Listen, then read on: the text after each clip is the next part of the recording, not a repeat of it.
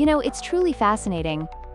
Take Charlie Sheen, for instance. Following that intense incident with Charlie Kirk, he shared some comments on Joe Rogan's podcast that really stirred the pot. The backlash? Oh, it was immense. It made me ponder the responsibility that comes with being a public figure when you speak. Right.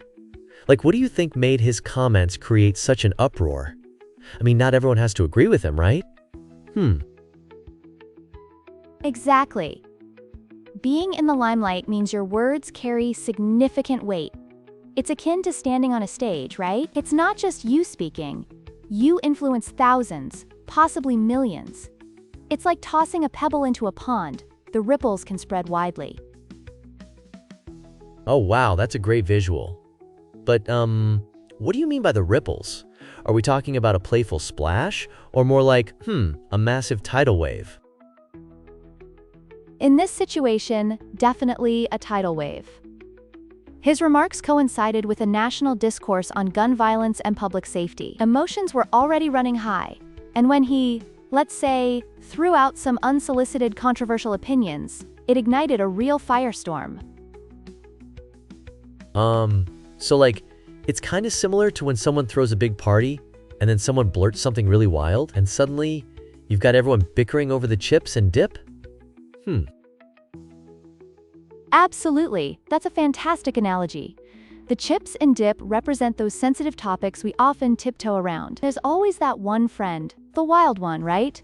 Who leaps into touchy conversations about politics or social issues. Right. And can that wild friend ever be right? I'm curious if Charlie Sheen tries to provoke thought, or if he just thrives in the chaos.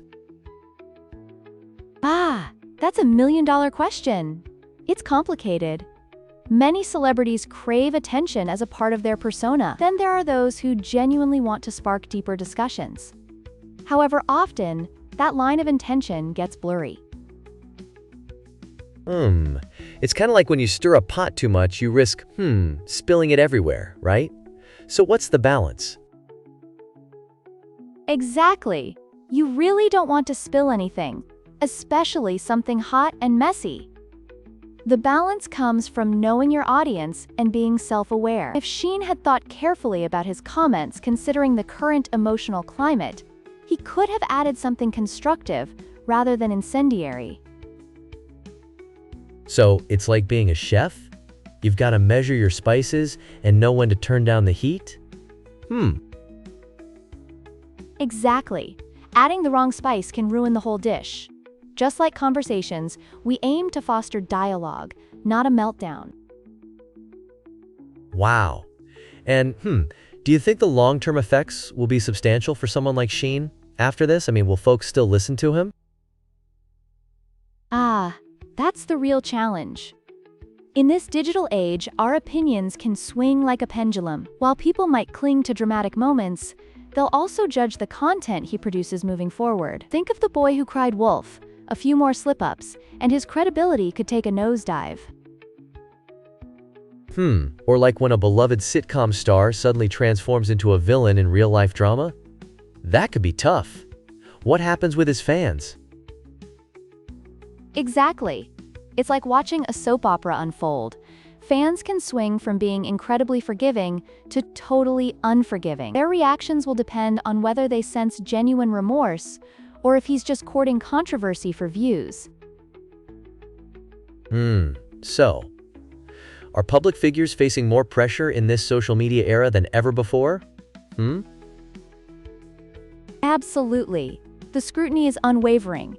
Every comment and action gets amplified. Picture it like living in a giant glass house. You want to be yourself, but even the tiniest crack can attract attention and criticism. Wow. The glass house concept is so relatable but intense. I mean, would you even step into that glass house knowingly? I definitely need to carefully weigh the pros and cons. It's filled with potential traps, yet there's also a chance to motivate change. The real question is, do you want to shoulder that responsibility? Totally. Some people just can't resist, huh? And, how do we approach hot-button topics meaningfully without puncturing those glass shards? That's the sweet spot. It comes down to empathy, education, and a readiness to listen. Maybe, just maybe, we should ease into the chaos rather than jumping headfirst. That way, everyone can engage in constructive dialogue without getting scorched. Oh, wow. That's, super enlightening. I appreciate how you laid that out. I feel like I could step into the glass house now, maybe with some protective gear. Haha, yes! Gear up and be ready. Just remember, in this episode of life, we're all trying to navigate our own glass houses, right? So let's keep each other's reflections in mind. Yeah. That's a takeaway I can definitely live with.